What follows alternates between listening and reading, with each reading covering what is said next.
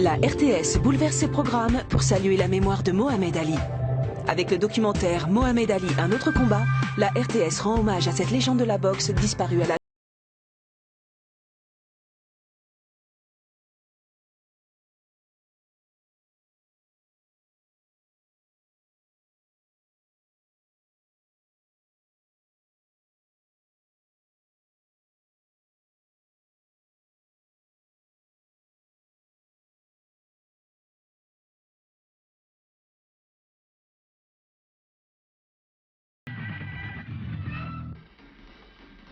Mohamed Ali, un boxeur, un clone, un prophète. L'homme religieux nous échappe. Le clone nous amuse mais nous paraît excessif. Le boxeur, lui, nous épate. 54 combats et 2 seules défaites chez les professionnels. Champion olympique chez les amateurs. Il est champion du monde pour la première fois en février 64, l'Easton étant KO technique à la 7e reprise. Battu sur le tapis vert en avril 67 pour refus de servir son pays au Vietnam, il redevient champion du monde en octobre 74 à Kinshasa face au robotique Foreman. Souvenez-vous, le danseur opposé au monstre et le KO du 8e round.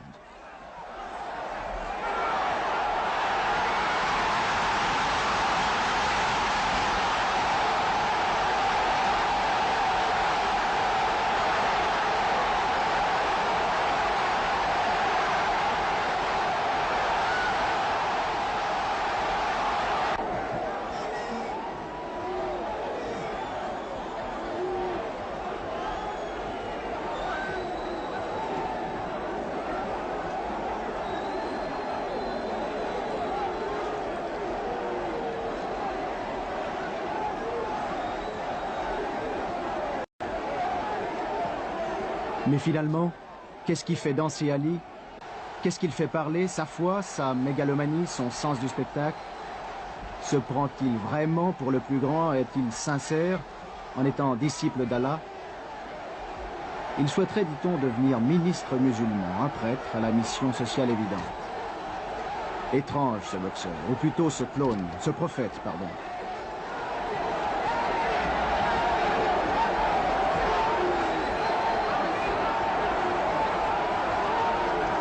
I believe that I am the greatest or the best fighter, the highest paid, the most famous in the history of all boxing. This is a known fact that all critics, European and Western, are now recognizing. Du haut du 67e étage de l'imposant Rockefeller Center en plein centre de Manhattan à New York, Don King, le promoteur d'Ali, organise, anime les principaux combats du champion du monde.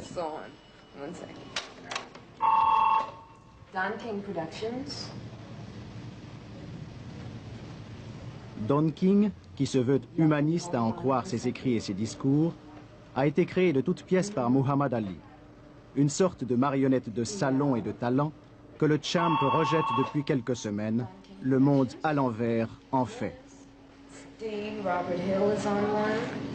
Mr. Don King, what is exactly your job? My job is to promote Muhammad Ali around the world. As you know, he's a legendary figure. He's the most identifiable man in the world. He's one of the greatest fighters of all times. And it's my pleasure and privilege to promote this giant so that others can share in the aesthetic beauty of him being in the ring and to enjoy his humanistic attitude toward his fellow man. How many, so about what date is it, Ben? It's going to, there's one, Yes. it's going to be in June. Le département boxe de l'Empire Don King nous met en présence d'individus répondant parfaitement à la caricature que l'on se fait de l'organisateur, du faiseur de champions.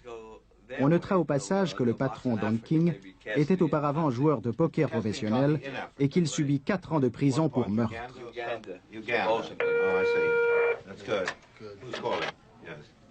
But Muhammad Ali sometimes is not very kind with promoters. Well, you must understand, when you say kind, I can't really define what you are talking about. But Muhammad Ali is an individual that is a superstar first. He's a great fighter. He has a great sense of imagination, and he has to deal with that. So now you can't blame him, you know, for not supporting or making a promoter what a promoter should be ordinarily. A promoter should be able to stand within the confines of his own realm of reality. Muhammad Ali is the prize fighter. He's the artist. He's the man in the center of the ring that is taking the blows. Now it's up to me as a promoter to make this a colorful and exciting extravaganza, to create an aura of excitement around this event that surrounds the event up into and after the event, to make it something really happening in an event rather than just a prize fight. He does his job. He's a promoter's dream. And so, therefore, if a promoter has any imagination himself, and he can bring in a people power situation where he can involve other people and give people a cause and a reason to root for friend or foe, then you have what I call the magic of excitement.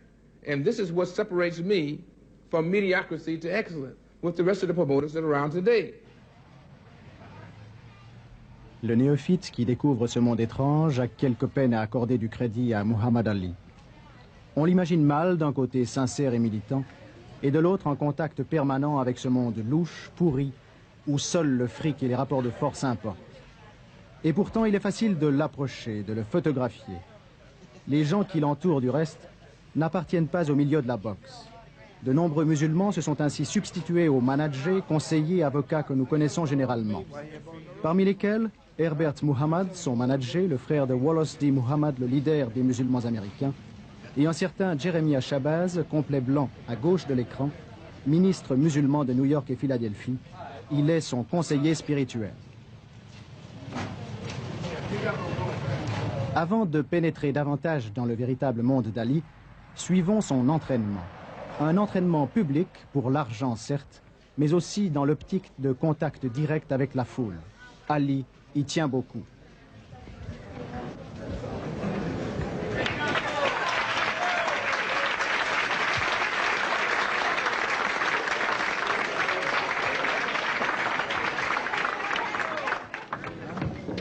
Les quelques 500 spectateurs ont payé $5 d'entrée. Pour voir Jerry Lewis, King Kong et un prophète réunis, ce n'est pas cher.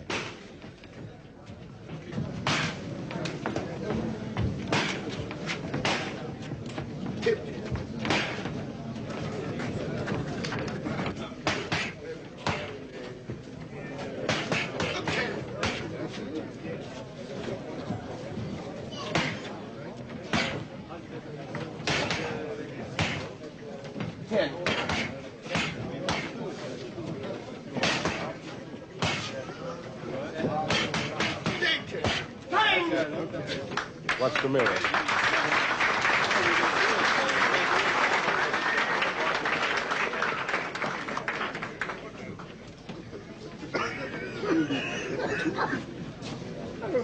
Derrière Ali, Drew Brown Bondini, l'un de ses 3 entraîneurs, avec Blood et Angelo Dundee, le plus connu des 3. He brought to boxing a new era, where you didn't have to go through the trainer, through the manager, through anyone, through an agent to speak to Muhammad. You can walk up to Muhammad and say, Muhammad, I want to talk to you. He'll talk to you. L'entraînement physique durera 45 minutes ou l'équivalent de 15 rounds. Après quoi, Ali, fidèle au mythe qu'il a su créer, amusera, affolera, méprisera, malmènera. Étrange pour un militant, pour un serviteur d'Allah. En Europe, du reste, on comprend mal un tel comportement. Jeremiah Shabazz nous éclaire.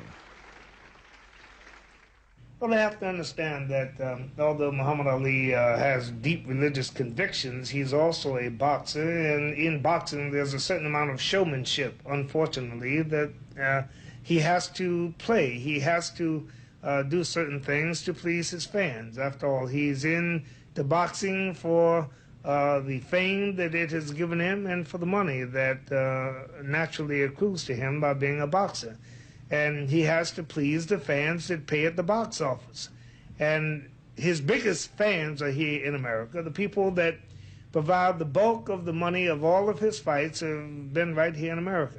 Without the American market, no promoter could afford to stage the fights that Muhammad Ali stages.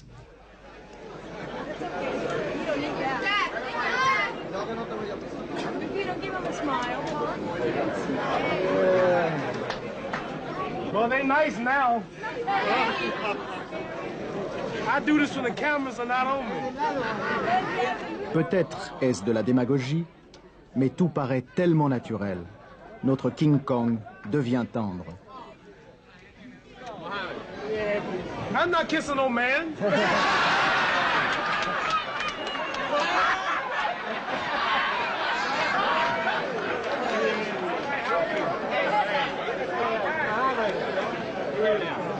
The greatest fight of all time. The champ of the world. The greatest. Who's that? Many athletes find liberty because they're respected or they get freedom on many fronts because they become famous, because they have influence. Like I may be able to do something many white people can't do. I may be able to do something many blacks can't do. A lot of them find respect and identity in sports, and being a great ball player, great boxer, they're allowed to have more rights than the average people. But once you get these things, you're not really happy because you realize you as an individual are treated good where the masses may not. So a person who truly loves his people and mankind, he don't pay no attention to VIP treatment that he might get because he's only getting it because he's somebody. If he wasn't nobody, he wouldn't get it. So this is what they all find, that after running after all the things in life that seems to give pleasure and happiness, they find out in the end there's no true happiness only except in belief in God and religion and trying to help mankind with the fame. So this is what I do, but they don't get liberty because they're athletes, they just get special treatment. Il est en réalité difficile, pour ne pas dire impossible, de prendre en défaut Muhammad Ali. Sa lucidité, son engagement politique et religieux n'ont pas à être mis en doute par son comportement sur un ring. Contrairement à Foreman, il respecte totalement ses sparring. Ces derniers donnent davantage de coups qu'ils en reçoivent. Ils ne sont pas là pour être exécutés, mais pour répéter les automatismes. Cooperman gonna be real tired by round three. Round three, I'm just gonna come out there and let him punch the first 3 rounds. Like I'm doing this. Make him do all the work. Make a sucker run out of gas and whoop his ass.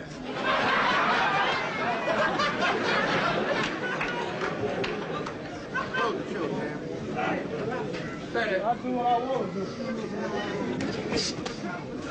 Make that sucker go another round. His ass is tired now. I got him now. He's ready now. Energy crisis. I'm going too fast. He's ready. Look at him. Look at him. He's ready. He's ready now. He's ready. Oh, he's ready. Oh. Time. One more.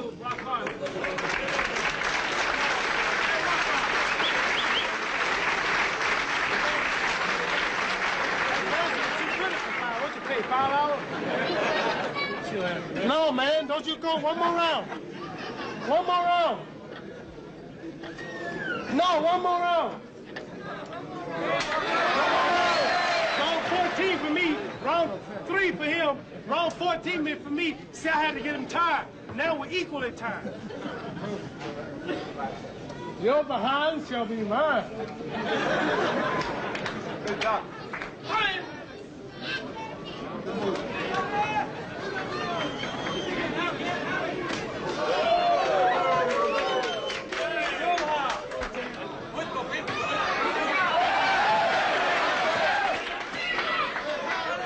On relèvera encore que la plupart des membres de son équipe, ils sont en tout une quarantaine, participent aux pitreries de Muhammad Ali. Encore étonnant que le champ n'ait pas de conseiller artistique.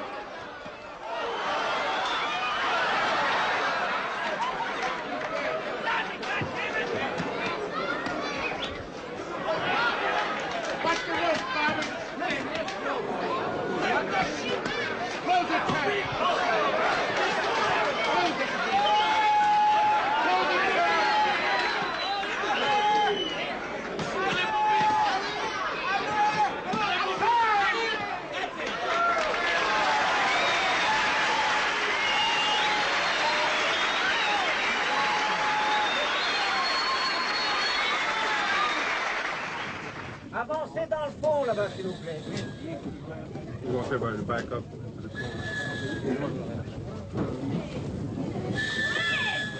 Watch the foot, brother.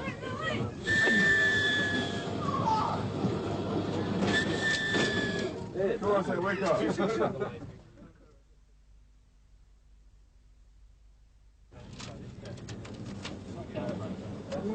Over here we go. A lot of people out there already. They know you're up here. They ain't waiting for me. Yes, they are. Almost 1,000.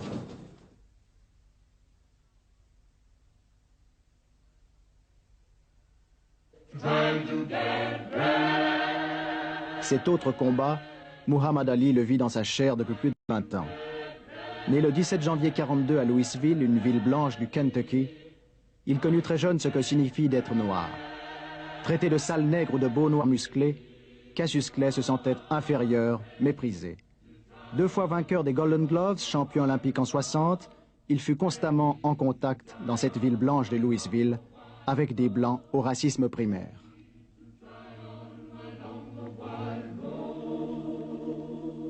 Vous pensez qu'au bout d'une certaine évolution, ils pourraient être égaux? Eh bien, cela prendra peut-être 2000 ans, parce que n'oubliez pas que quand les esclaves sont venus ici, ils étaient les sauvages, et parmi eux, il y avait souvent les cannibales, n'est-ce pas? C'était nécessaire de leur enseigner comment se tenir propre, comment faire le travail dans les champs, comment faire le ménage. Et c'est remarquable pour moi de voir quel progrès ces sauvages ont fait en moins de 200 ans. Face à une incompréhension et haine aussi totale des Blancs, les Noirs se révoltent. En 1963, en divers points des États-Unis, la violence éclate.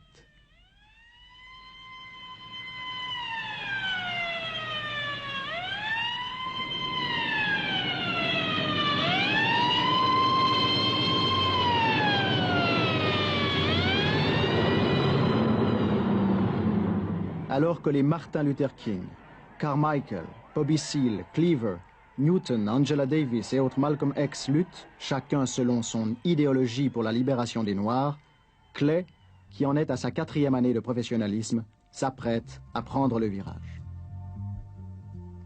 Cassius, vainqueur de ses 19 premiers combats professionnels, dont 15 par KO, commence à gêner dans la mesure où les Blancs regrettent en cette période de violence que leur espoir du ring soit un Noir, d'autant que le 22 février 64, le destin s'empare du boxeur qui va rapidement devenir un personnage important. À 3 jours de son combat face à Liston pour le titre mondial, Cassius Clay fait la connaissance de Malcolm X, le plus célèbre ministre de l'honorable Elijah Muhammad. Malcolm X, qui prône avec violence le Black Power et la Révolution, réussit à enrôler Clay qui devient musulman. Cet acte politique est très mal reçu par le gouvernement. Les milieux de la boxe tentent de faire pression sur Clay en menaçant d'annuler son combat face à Liston. Mais Clay tient bon et désormais, il est le disciple de Malcolm X. Plus qu'un boxeur, il devient un symbole. We went in slave ships. We went in chains. We weren't immigrants to America. We were cargo that was taken to America for the purpose of a system that was bent upon making a profit. À l'époque, les musulmans, que les Blancs appellent avec mépris les Black Muslims, prônent la violence. Aussi radicalisés que les Black Panthers, ils créent une véritable nation dans la nation et utilisent très rapidement la conversion de Clay pour leur propagande. Ainsi, le combat Clay-Liston va-t-il se dérouler dans un climat particulièrement tendu, dépassant et de loin le cadre limité du sport.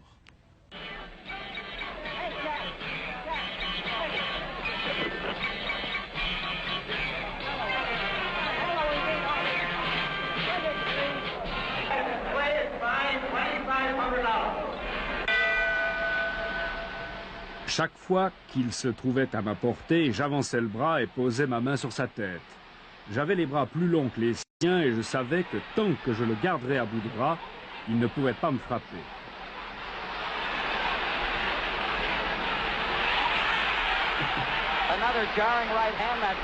Et puis j'entendis quelqu'un hurler au bord du ring, « Bourre-lui le cul à ce sale nègre, Sonny, bourre-lui le cul à ce sale nègre !»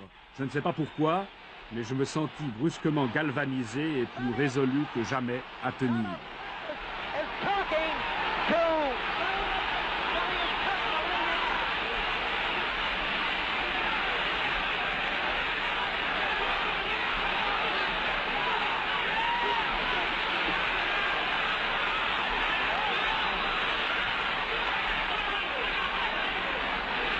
Mais à la fin du 5e round, Ali était aveuglé. Il voulait abandonner et dans ce climat marqué par de multiples événements politiques, les Noirs du clan d'Ali rendirent Angelo Dundee, l'entraîneur blanc de Mohamed Ali, responsable de cet accident.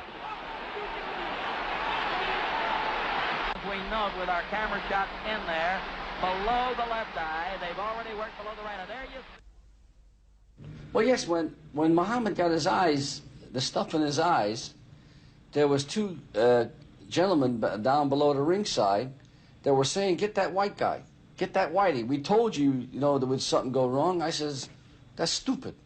That's when I got down to the corner, I got the water from the bucket, I threw it in my eyes, and I drank the water.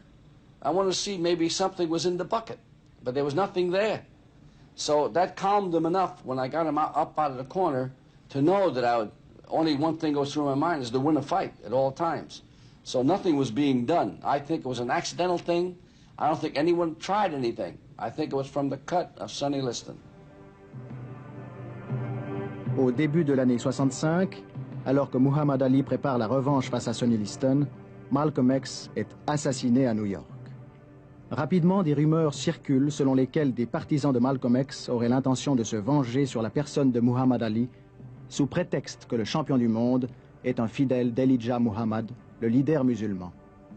Ces graves dissidences au sein du mouvement islamique font une fois encore d'Ali un sportif à l'impact politique certain. La mort de Malcolm X est un défi lancé à tous les mouvements de libération noire en général.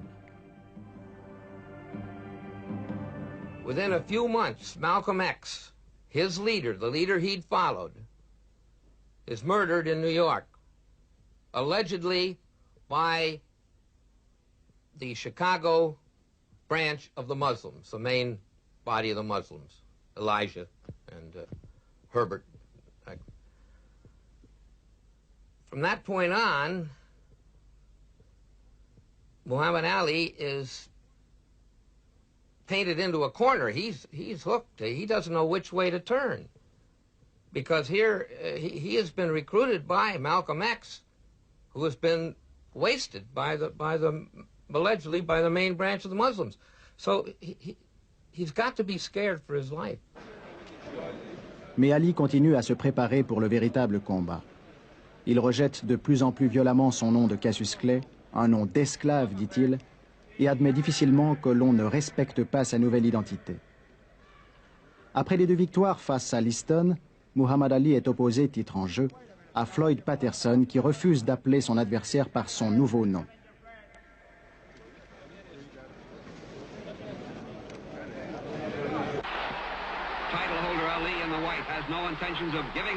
En insultant Patterson sur le ring, Ali s'insurgera contre tous ses adversaires, les conservateurs qui ne daignent pas accorder aux Noirs les mêmes droits qu'aux Blancs.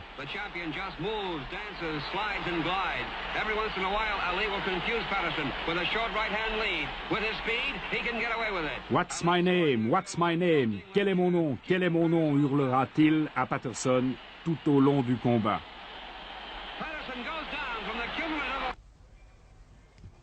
Floyd Patterson, qui fut, rappelons-le, l'un des champions du monde les plus prestigieux, habite à New Paltz, à 100 miles au nord de New York, petite bourgade où il vit en toute quiétude, nullement agressé par le quotidien. L'antithèse de Muhammad Ali, en fait.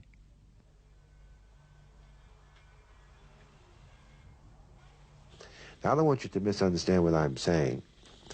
A lot of people think that I dislike Cassius Clay, but this is not true. I happen to like him. I got to know Cassius Clay back in the years where they took his crown. And I found him to be not like the press says he is, you know. I found him to be pleasant, you know, very sociable. He's outspoken. I admire him for that quality. And I happen to like him. but I still think within myself that I have the ability and the quality to beat him.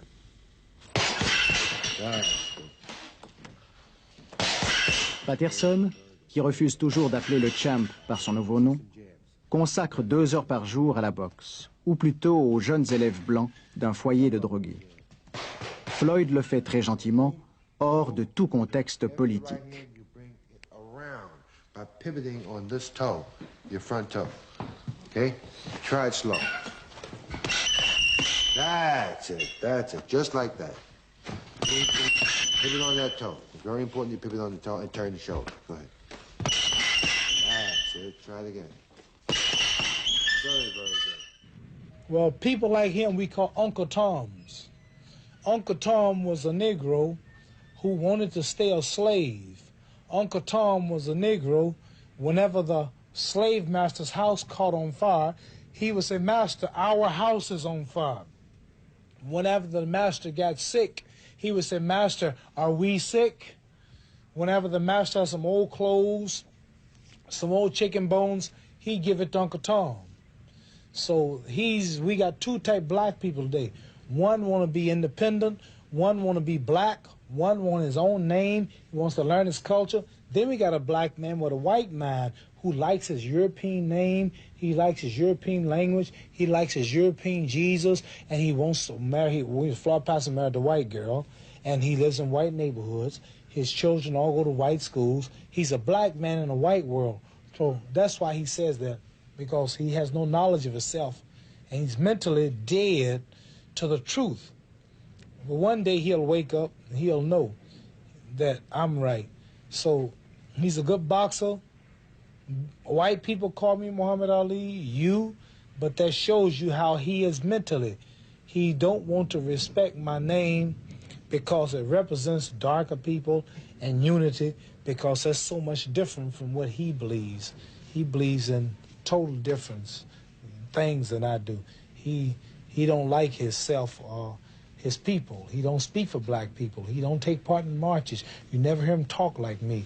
He's a different type man, mentally. He's slow. So I cannot blame him. As Jesus said when they killed him, he said, "Forgive them, Father, they know not what they do." So he knows not what he do, so I overlook him too. En avril 67, Muhammad Ali refuse de servir son pays au Vietnam. Bientôt condamné à 5 ans de prison, le champ est interdit de ring dans tous les États américains. On lui retire sa licence et il perd ainsi son titre de champion du monde. Au cours de 3 ans et demi d'exil, il va pouvoir donner des conférences sur l'islamisme et les problèmes noirs. L'armée, elle, se sent obligée de justifier sa décision par des conférences de presse. He is given the penalties, the maximum legal penalties that this act could result in. Johnberg 616. He brings ammunition only, he says, and he's only. Johnberg 616. He's the only man? Yes. Okay. Sergeant Hassan, come take charge of this prisoner here. 16 got 1 POW, pistol belt, canteen, black pajamas, no haircut, no weapon. Over. That's 16. You want me to keep moving? I've got a Lima Zulu right here, or I can wait for a sideshow 2, or I can hold him till he's picked up. Over. Ali ne voulait pas cautionner cela. 16, Roger. You want me to leave a Romeo with him? Over. Now, if I was asked to go to war, and it was an unjust war, one would say, well, I wouldn't go. But I would have to go, just or unjust. I would have to go because of my neighbor. My neighbor around the corner, my neighbor across the street, she lost her husband. The lady down the street lost 2 sons. So because of that, my guilt feelings would overpower me. I would have to go. Ça a divisé le pays entre ceux qui pensaient que c'était quelque chose de courageux, bien à faire, et ceux qui ont vu ça comme un refus total de se battre pour son propre pays. Et moi, je juge cette action seulement vue de l'homme lui-même, sans juger l'action dans son contexte politique. Ça a pris un courage énorme pour un homme qui était le champion du monde de poids lourd de faire quelque chose comme ça, un acte politique qui avait, certains pour lui, des conséquences graves, qui allait lui coûter titre de champion qui allait lui coûter une énorme somme d'argent et 3 ans de sa vie, les meilleurs 3 ans de sa vie de boxeur. Williams in the dark trunks begins to press the attack. En Europe, son refus de servir étonne. On le croyait fanfaron, peu sérieux, et le voilà qui prend une décision réfléchie, lourde de conséquences.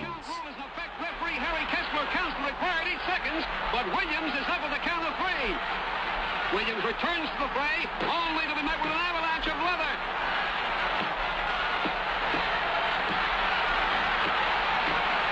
The challenger goes down again. Williams, who owns one of the most amazing KO records in the modern ring history, again rises from the canvas after only a few seconds, but gets the benefit of a full 8 count. Et puis, on l'imagine mal refuser le Vietnam et chercher à remonter sur un ring.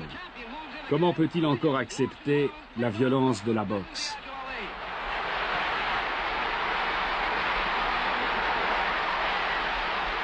What is my purpose in not going to Vietnam? Killing babies, killing mother, killing daddy with guns and steel and fire and bombs and poison.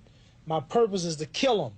But when I go in the ring, my purpose is not to kill them. That's why Ron Lau was on the ropes. I told the referee to stop it. He was hurt. Jerry Quarry was on the ropes. I told her, this on record. I told the referee, I said, stop it. I had James Ellis on the ropes. He was about to fall out.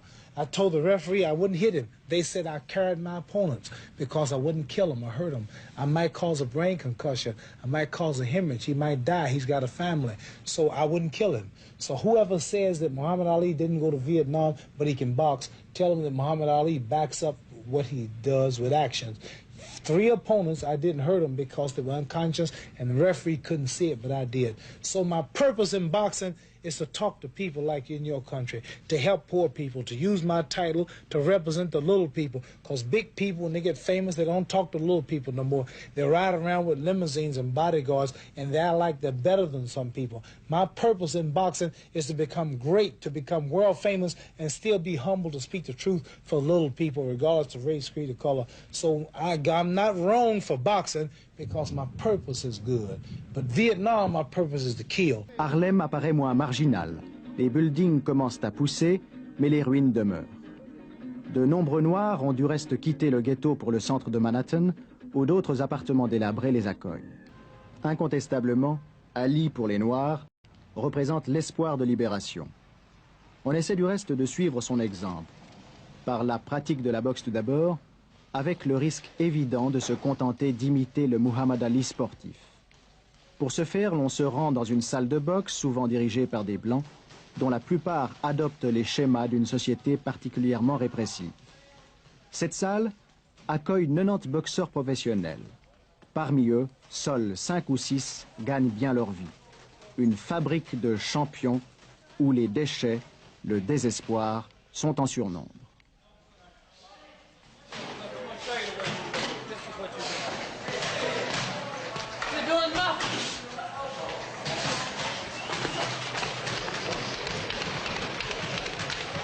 Vouloir ressembler à Muhammad Ali ne signifie pas avoir, a priori, la force de lutter contre l'injustice.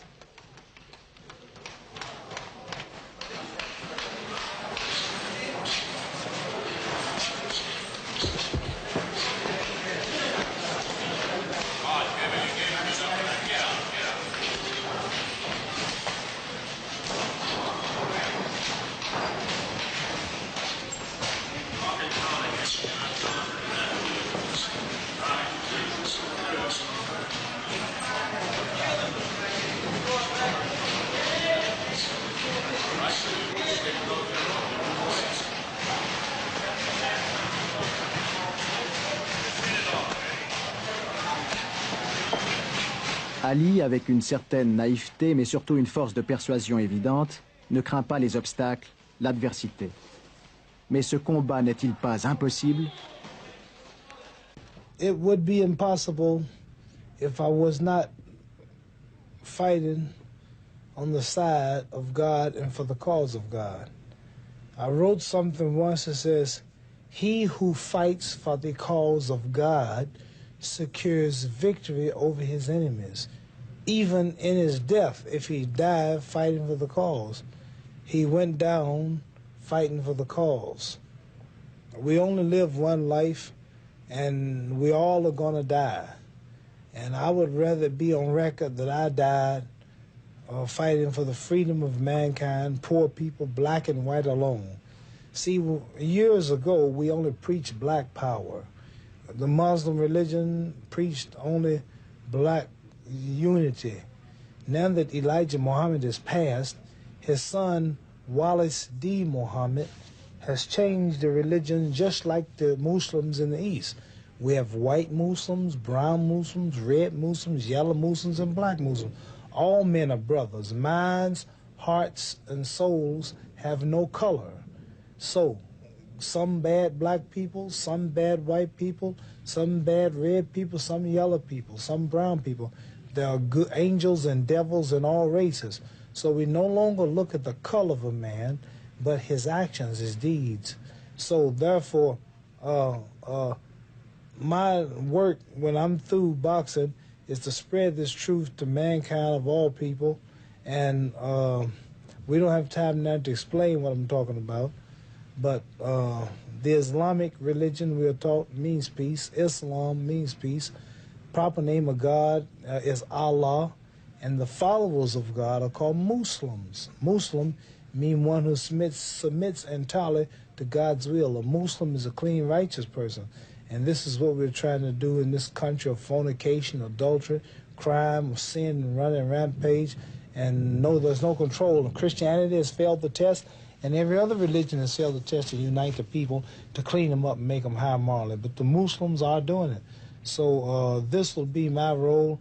And as long as I'm working for God, I don't think it's impossible. With God, nothing's impossible. And as long as I'm on the right side and doing what I want to do, maybe I won't see freedom in my time. When the white man first came to America, he fought the Indians. He didn't have electricity. He didn't have cameras. He didn't have hotels. He didn't have jet planes. He wasn't on the moon. But the ancestors made a way for the future. Black people in their struggle, Angela Davis did her part. Malcolm X did his part. Martin Luther King did his part. Elijah Muhammad is a great black man. He's dead now physically, not spiritually. He did his part. And I'm going to have to do my part. I might die doing it. It might be 2,000 more years before the black man of America and the world is totally independent and free. But it will be in history that somebody had to start, and we're honored just to have our part. So I cannot be discouraged because it seems impossible or the road looks rough. All people have to suffer, sacrifice, and give up something for the freedom. I'm just honored to have a chance and to be awarded the opportunity to work for God, to be one from among so many blacks. The camera is on me, and I can speak for what I think is right for the people. I'm just happy to be one of the people who God has chosen or who will allow to represent His word and mankind.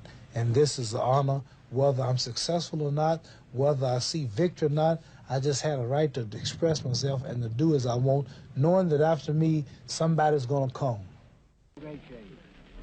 Chicken, you chicken. Okay. Chicken. Good deal. Keep talking. Chicken. Keep talking. Now I know you're going to get a whooping. I'm going to punish you. Too much nervous. I don't know what happened. Why are you nervous? You're nervous, it says. Relax, my friend. Relax. Take it easy, baby. Okay. Lock him back. Pull him away. I might get him now. I'm getting angry. Don't get it. He never should have started talking. Not with Muhammad Ali. Muhammad? Clay. You Clay? I said Muhammad Ali. Clay?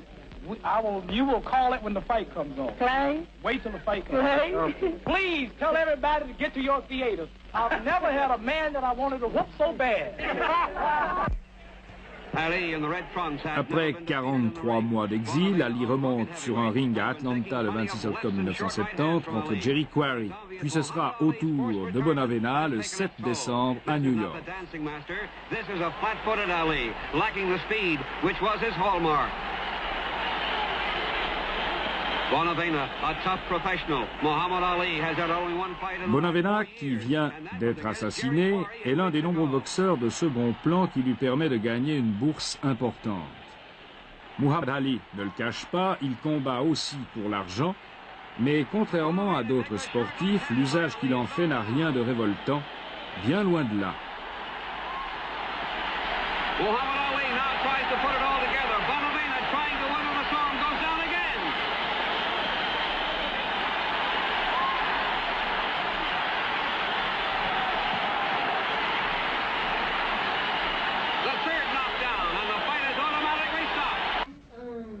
Au cours de sa carrière, le champion du monde a gagné en tant que boxeur uniquement 90 millions de francs suisses. Le fisc lui a retiré le 75%, soit 67 millions et demi.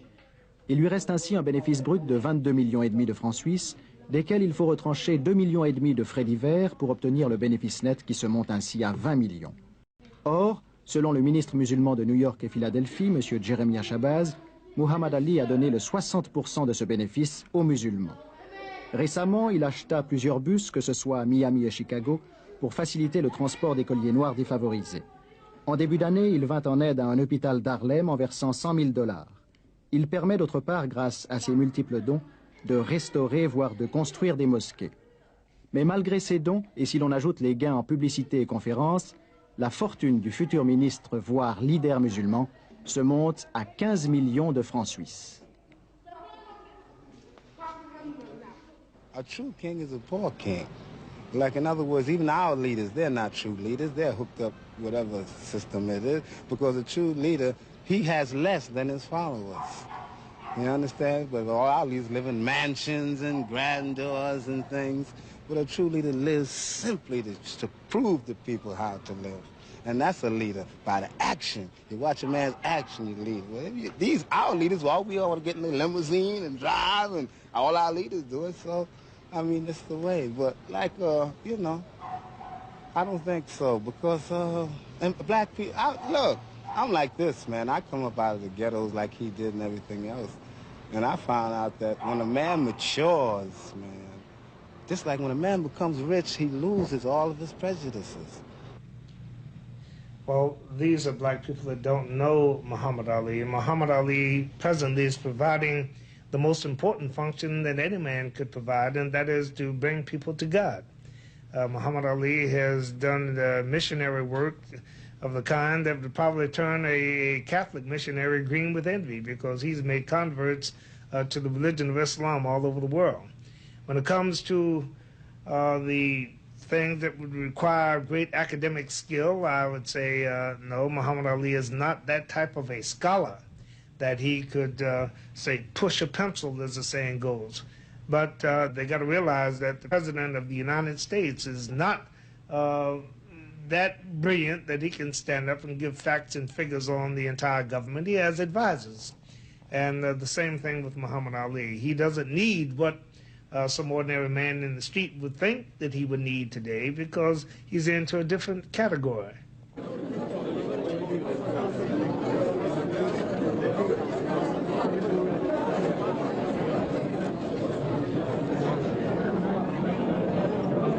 Cette vie d'ambassadeur musulman a d'ores et déjà commencé. À l'occasion de la sortie de son autobiographie, Le Plus Grand, Muhammad Ali s'est rendu dans plusieurs villes européennes, Amsterdam, Londres, Paris. Le personnage clownesque n'était pas du voyage. Seul le futur ministre musulman parlait aux foules, en pesant ses mots avec humilité. Un individu, bien que resté simple et modeste, qui savait être à l'aise dans n'importe quel milieu. Notamment à ce cocktail aux côtés de Pierre Salinger, conseiller de presse à la Maison-Blanche sous John Fitzgerald Kennedy.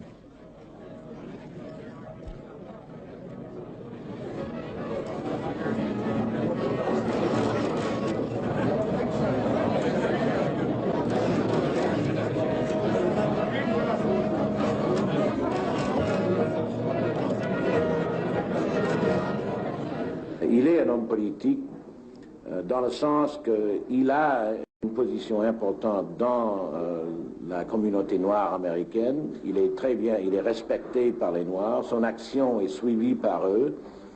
Quand il fait quelque chose ou il dit quelque chose, ça peut y aider la cause noire ou nier à la cause noire. Alors il est en effet dans une position d'un homme politique. Nous avons 4 heures de retard. Au cours de sa carrière, Muhammad Ali a donné 106 conférences dans des universités américaines. Et lors de chaque déplacement, il organise une conférence de presse. Jamais il n'évite les questions d'ordre politique, au contraire, il les provoque. Ses réponses sont celles d'un militant musulman. Il ramène tout à Allah, tout en parlant de problèmes plus fondamentalement politiques. You have a political attitude. Most other sportsmen consider that they shouldn't touch politics. Why? I do not touch politics.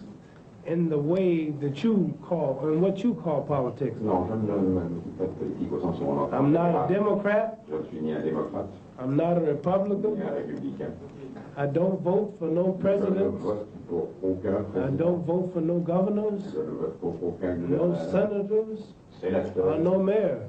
ou maire. But I'm a politician for God, Allah. Je suis un politicien de Dieu, d'Allah. And all men should be workers for God. Les hommes devraient travailler pour cause du Dieu. Service to others Servir les autres, is the rent I pay for my room here on earth. c'est en fin de compte mon loyer pour la place que j'occupe sur terre. So, Il est devenu une espèce de symbole de résistance pour les Noirs. Beaucoup de Noirs qui n'ont pas d'intérêt, pas du tout, dans le boxe. Et moi, je suis comme cela, je ne connais pas beaucoup du sport. Mais Mohamed Ali, il est considéré comme un champion du peuple, je crois.